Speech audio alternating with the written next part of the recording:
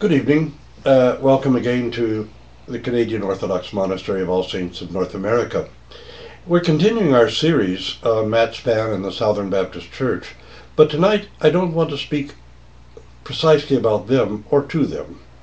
I have another issue that I would like to address, and this one I'm going to address to Orthodox Christian teachers and leaders, including the hierarchy, because Matt Spann has got most of his misinformation about the Orthodox Church from supposedly Orthodox Christian books published by Orthodox Christian publishers.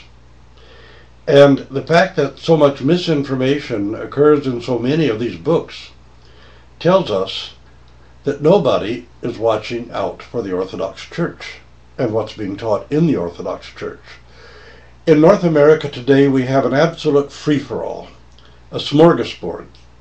And anybody can put anything they want to on that smorgasbord, and people will pick and choose and take whatever they want from it.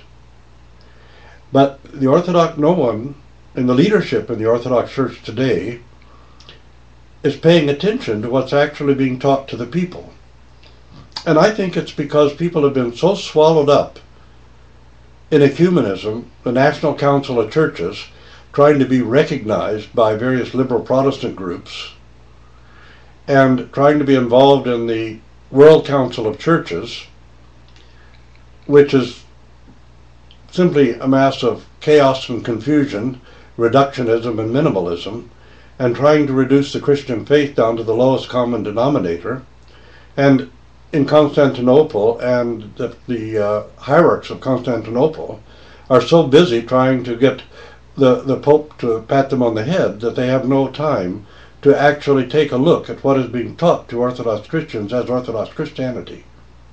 And this is one of the great problems that we face, and it's part of the problem why it's hard to really criticize Matt Spann, because he did get most of his misinformation from people like, Carmiras. He's quoting Carmiras as a synopsis of the dogmatic theology of the Orthodox Catholic Church and the Catechism of Eastern Orthodox Church by Costas Dimitri.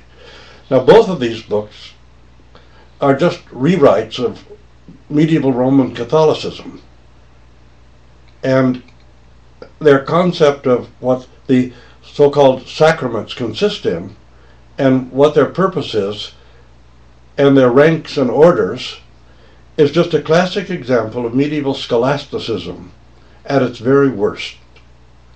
And this is, for example, Carmiras tells us that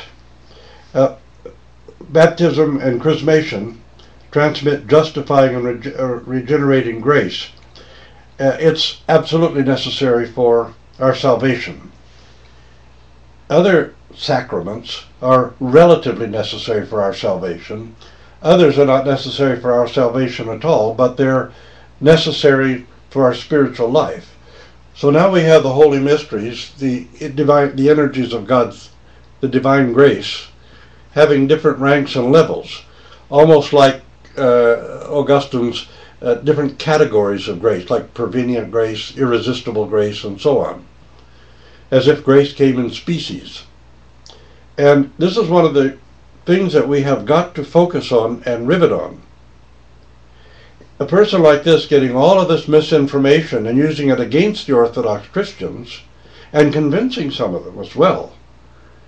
The real culprit are the leaders of the Orthodox Church in North America today, who are so busy focusing on trying to pander to liberal Protestantism, arguing amongst themselves in jurisdictions, and in our own OCA case, attacking the Metropolitan, that we have no time to look and see and test and be careful about what is being taught to Orthodox Christians in the name of the Orthodox Church and what is being published by Orthodox Christian publishing houses.